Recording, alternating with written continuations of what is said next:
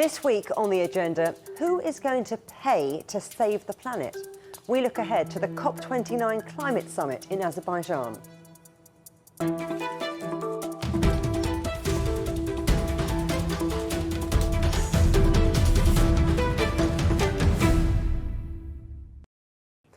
In a week's time, world leaders, CEOs and climate experts will be heading to Baku for the annual United Nations Climate Change Conference, COP29. Against a backdrop of increasingly depressing news that warming gases are still accumulating faster than at any time in human history. The plan in Azerbaijan is to consider what now needs to happen next and who will foot the bill to save the planet. Joining me now from Baku is Azeri politician and the UN's 9th climate change high-level champion, Nigar Arpadarai. Let's talk, first of all, about why Azerbaijan is hosting COP and what we can expect from COP29. Well, why Azerbaijan is hosting COP? That's a very good question, actually. Well, our president has put it very clearly, saying that this is the moral duty for us. Well, apart from it's also a common sense economic and social strategy. And we in Azerbaijan are realistic about the fact that we are a small country. We know that very well. But at the same time, we believe that we are well positioned to be an honest broker between the parties, to be a bridge and to create a really inclusive platform where everyone will have a voice. So we are hosting that because we feel impacts of the climate change, looking at our agricultural output, looking at the Caspian Sea, the level of which is going down. We have a moral duty for and that's why we are doing. And also, we want to embrace the opportunities of the green transition. I think that that sums up why we do that. And it's one of the important thing is the green transition for us. We started transitioning our economy in the context of the green transition well before COP, and we are doing that in a very good speed. And Azerbaijan's hosting COP29 has a strong regional effect, which also should be mentioned. And we are the first country to host COP in our region. So I think that it will have a great trigger. It will be a great trigger for our region. And what exactly is your role as climate champion? Well, climate champion's role is to be the bridge between the work of the governments and the work of non-state actors. So when I say non-state actors, I mean private sector, civil society, academia, indigenous peoples, business community. So all these groups are very important, and their angles, their visions should be taken into account. So my role is to bridge them. And I'm really grateful for this opportunity because as the high-level champion, I have a unique role of meeting so many people from different parts of the world. And one thing that comes to my understanding is that I always see how interconnected we all are. You know, in the climate issues, we are all very much interconnected. And on the other hand, I can see that each case is also unique. So basically, we have all our starting points that are different, but we have that global challenge. And for example, when we speak about the climate change, when we meet people from the small island states, for them, it's the existential threat. So they always say, like, we don't know whether when we are back to our country, we will see our country there because of the rising level of the ocean. In our case, I live, we have the Caspian Sea, and we see the level of the Caspian Sea is going down, and it impacts biodiversity, it impacts everything basically. But so we feel it differently, but we all feel the impact of the climate change. So my role is to engage with dynamic frontline work of non-state actors and to make sure that their voices are being heard. And I really find it a unique opportunity. You talk about climate issues being interconnected, but what would you say are the pressure points that maybe were glossed over at the last COP that you would like to address this year? Well, again, as the high-level champion, I'm not a part of government-to-government negotiations, so my role is non-state actors. But speaking about the vision of our presidency and how can we let's say, proceed and with the COP29? Well, actually, last year there was many significant strides that were made last year, and we must now sharpen the focus on certain critical issues. For us, it's obviously financing mechanisms, delivering financing mechanism, accelerating climate technology transfer, and we also we put our vision into two directions. If you ask for the vision of COP29 presidency, because the first one is how we are calling governments to raise their ambition and to come up with more ambitious commitments. We call them NDCs, nationally determined contributions. And the second direction is around putting in place a means of implementation. So when we speak about means of implementation, we speak about finance, we speak about technology, we speak about capacity building. So we even call it as a motto, enhancing ambition, enabling action. So this is how we put our vision in kind of two words. And yes, for us, financing mechanism, finance will be the important priority. Because this is where parties need to come together to agree on the robust financing mechanism for developing countries. Yeah. And we must address this issue and ensure that resources are allocated efficiently and transparently to where they are most needed. And just taking the opportunity, I would also say that, for example, as COP29 presidency, we are supporting small island states. So we announced that we will be funding participation of the small island developing states at COP29, as well as all the preparatory meetings. So the second direction is accelerating climate transfer, climate technology transfer, because many nations are still struggling with the access to the latest technologies that are crucial for reducing emissions and enhancing resilience. So that's extremely important for us. I want to talk a bit more about climate finance, which is going to be a key issue at this COP. Many are suggesting there could be a real issue with the likes of the European Union pressurising emerging economies, like China, for example, to contribute funding for climate action. How can you make sure that there's going to be progress on that issue?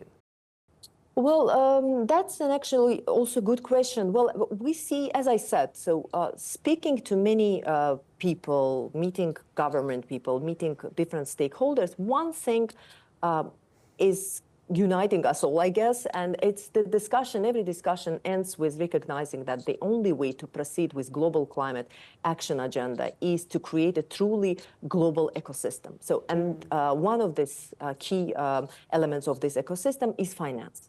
And there are fundamental principles based on which such ecosystem should function. It includes, obviously, principle of fair distribution of burden of financing, and it also includes the fairness when it comes to access to such financing. So what we could definitely avoid, we should definitely avoid in this sense, is sovereign egoism, I would call it this way, when it comes to creation of such ecosystem. Yeah. Climate change agenda is not about trade wars. It's not about auto-maneuvering someone, others. So it's about partnerships. It's about joint efforts. It's about collaboration and solidarity. So this ecosystem can only get born in honest cooperation. That's what we strongly believe. And such ecosystem requires that we reform and strengthen multilateral mechanisms embedded into international law. In essence, what we need is a strong international order and law. So basically rules of the games that would apply to everyone. So our ecosystem should be based on rules that will be applied to everyone fairly. This is the only way where we can succeed. And as a presidency, again, we are creating a space for everyone to come and to agree on these important issues. And we really want to create this inclusive platform where every voice is heard. Whatever happens at the upcoming COP, in the next few years, we're going to pass peak fossil fuels. I mean, that's even without any new climate policies. That's according to the International Energy Agency. Your president has described gas reserves as a gift of the gods. So is Azerbaijan a defender of fossil fuel economies or a renewables pioneer?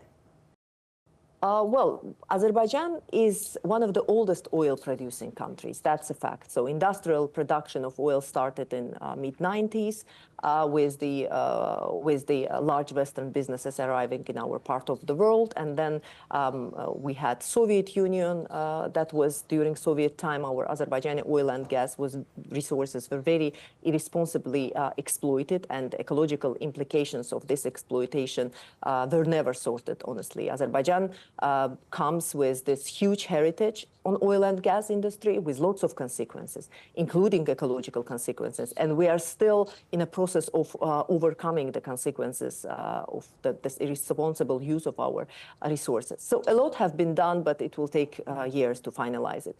At the same time, as you rightly said, it's also sincere. Azerbaijan is also a sincere proponent of a green transition. Our renewable program is very large and is being implemented with an outstanding speed. We are due to reach our 30% in renewable energy in a few years, and we are not going to stop there. We already announced our green energy zones. So yes, we have huge heritage, which comes with many factors, and many of them are external. And I'm absolutely confident that oil shaming, in our case, is absolutely meaningless. It doesn't take us anywhere. We want to lead by example. We are open about where we're coming from, about our heritage, and we are open about what our vision for future is. This is important. Yeah. We are ready to commit and to act. You talk about opportunities. So what is the role of non-state actors in global climate action? Well, as I said, when you speak about the global climate action, you cannot only speak about the governments and their commitments, because every commitment that government will be taking will be impacting societies. It will impact private sector. It will impact everything, basically. It will impact civil society. So it's not only up to the governments. We really need to involve everyone.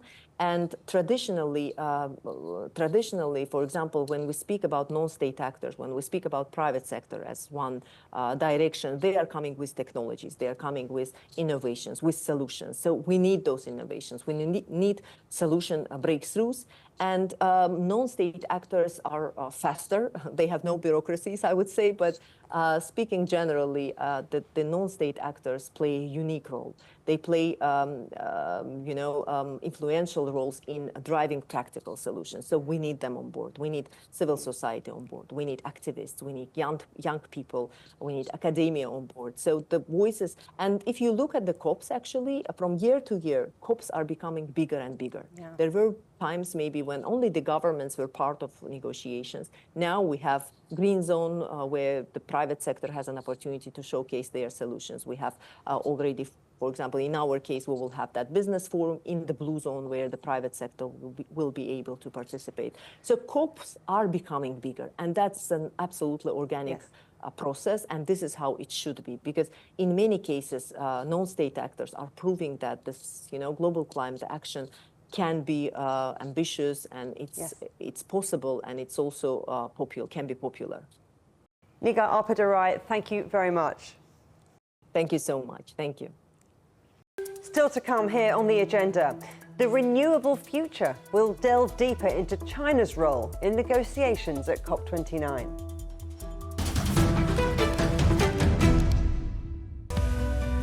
We are all connected. Across borders, across continents, connected by ideas, a shared humanity. Stay connected.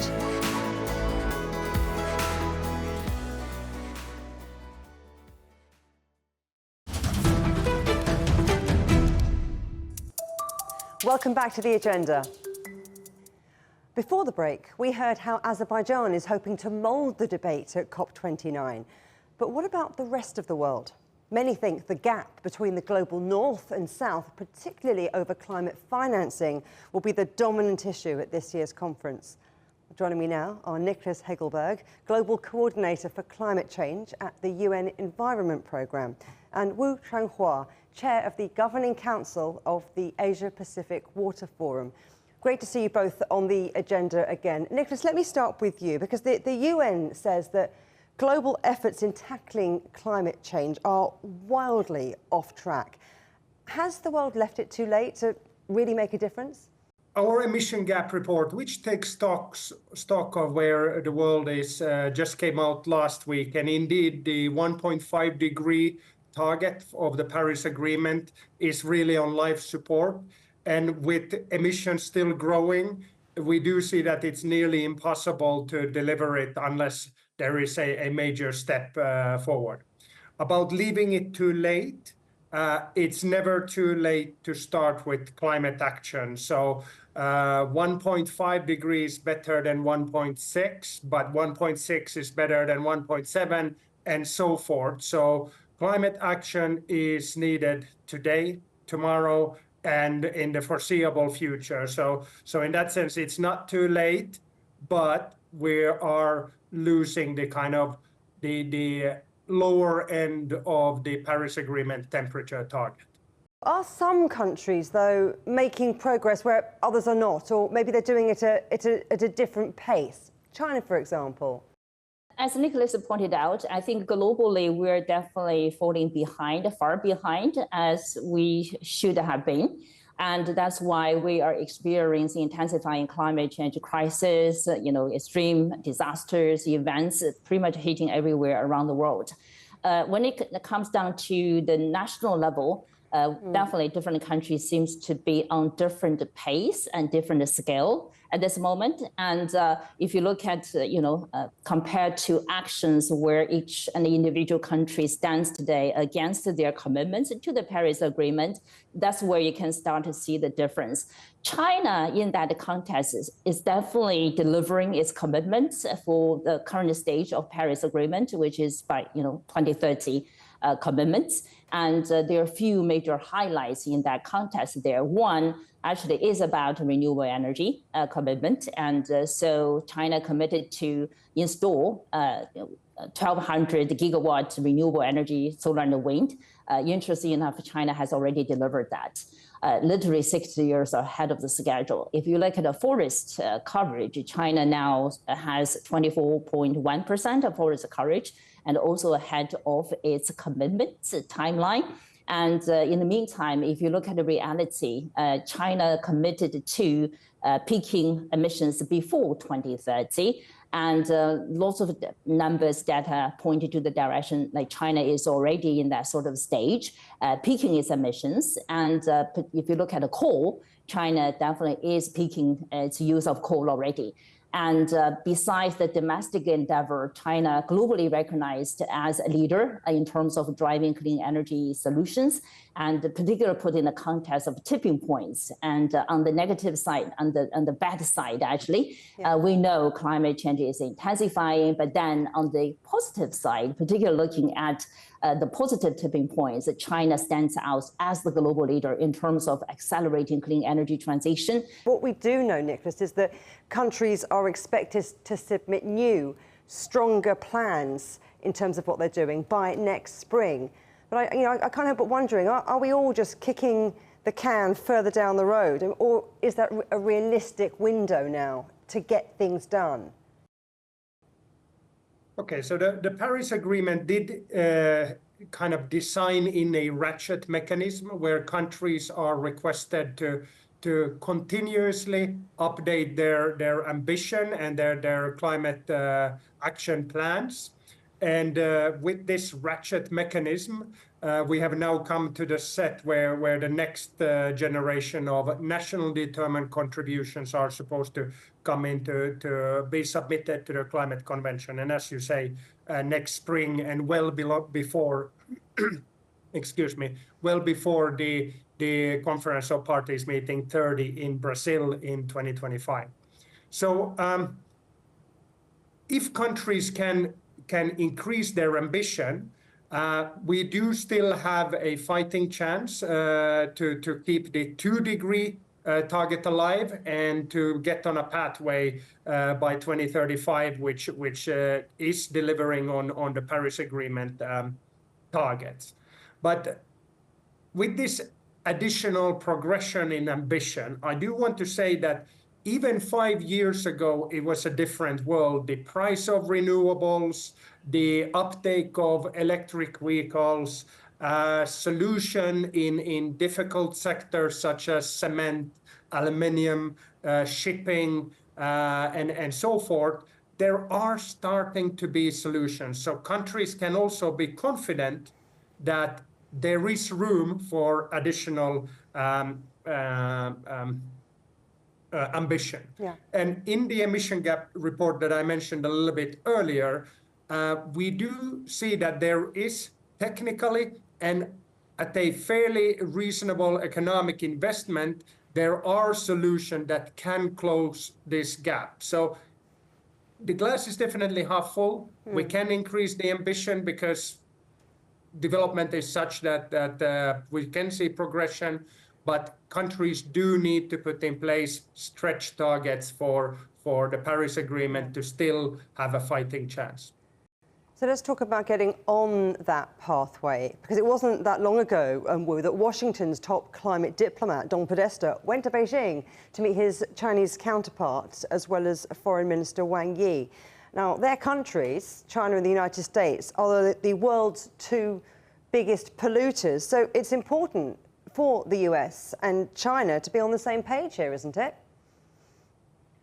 It is. The two world's largest economies and also the largest, two emitters definitely should take on their responsibility. But I do want to point out, actually, that sort of statement or narrative is rather misleading, because we do need to get down to the nitty-gritty details on the ground level. What does that mean? The two countries staying on the same page. Each country today definitely has respective commitment to the Paris Agreement.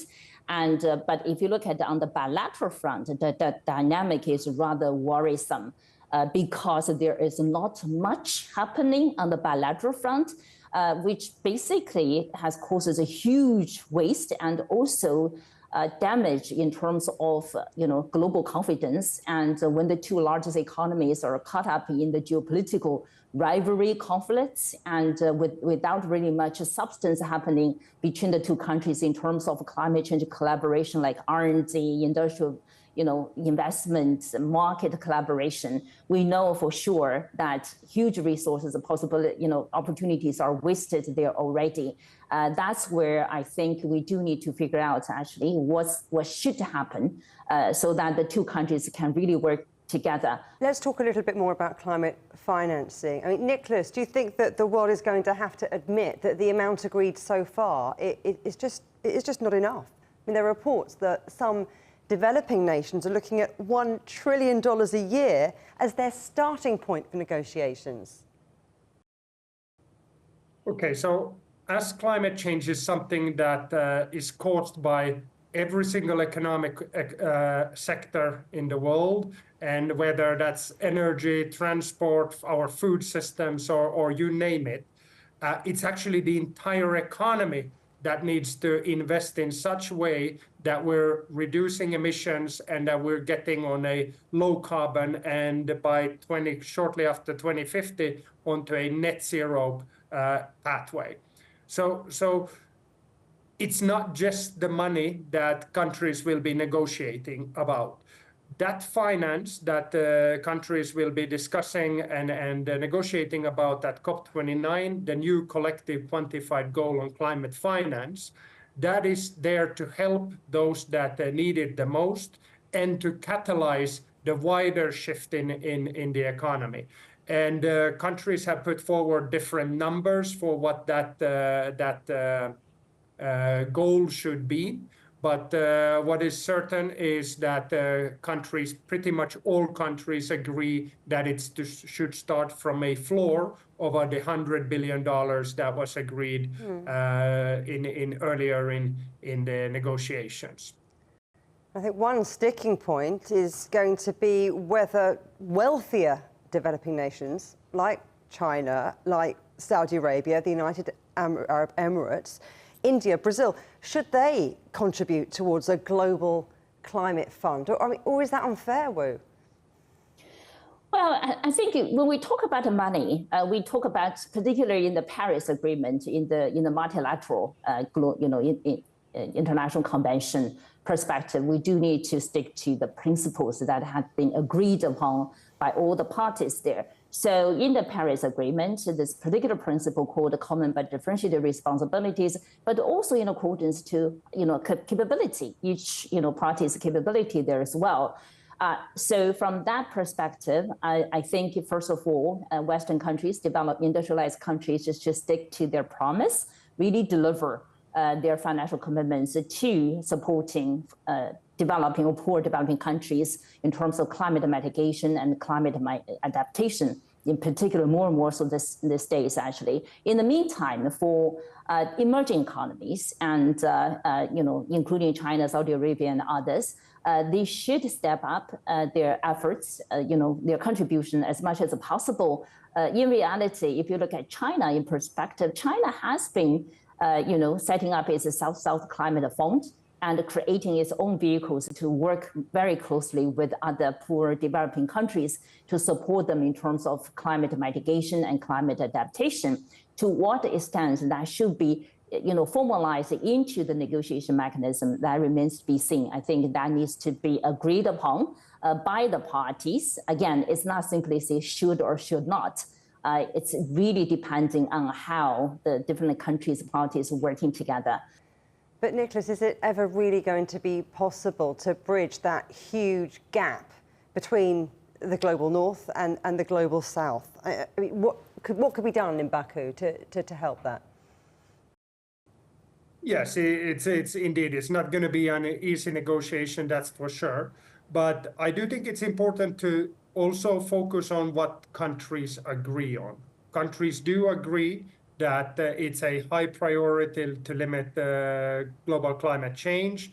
They do agree that finance is needed. They do agree that finance is needed for more impact and that it's developing countries that need to have that finance. What they do differ about is how you go about, who's financing it and how that money is used. And countries have negotiated over the last, since COP26, so that's 3 years ago, they have been negotiating about this new collective quantified goal of climate finance and discussing, bringing up the points. And just about a month ago, they had the pre-COP meetings in Baku, and they did start getting closer to each other. There's many outstanding issues still, but there's 3-4 weeks between the end of between now and COP, and the willingness is there. That doesn't mean that the negotiations will be easy, and it's too early now to preempt what the outcome may be, but the willingness seems to be there for many countries, and if not all, to make adjustments and try to deliver the maximum what they can agree to. And just quickly, Wu, where would you like to see the discussions going next? Well, for COP20, Baku, COP29, I do expect, some progress is made in terms of global consensus about financing, which has been a major piece of the puzzle in order to pull everyone together to, advance the action, climate mitigation, adaptation. And I'm delighted to see some progress is made so far throughout, particularly in last year also. For instance, expanding, say, the sources of finance and looking into taxing fossil fuels and even taxing the richest, in terms of the wealth globally. But we have to come down to the fundamental, the principles coming to the multilateral agreement, basically saying developed economies need to put the amount of money they've committed to on the table, which is trivial compared to what's needed, but at least actually that's the starting point. They need to be delivered. Yeah. And in the meantime, put that in a bigger context, which I feel a little bit more hopeful in terms of the global effort, which is started already in terms of really reforming global finance architecture, particular by the role of multinational development banks like World Bank, ADB, among others. So hopefully somehow some progress will be made. Wu Changhua, Niklas Hagelberg, thank you very much. Thank you. Thank you. You can watch every episode of The Agenda in full on CGTN Europe's YouTube channel. And for exclusive extra content from me, my guests and the rest of the team, don't forget to check out @The Agenda Show on TikTok. Coming soon on The Agenda. Trump take two, or the first woman in the Oval Office. We'll unpick the results of the US presidential election and see what it might all mean for the rest of the world. But for now, from me, Juliet Mann, and from all the Agenda team here in London, goodbye.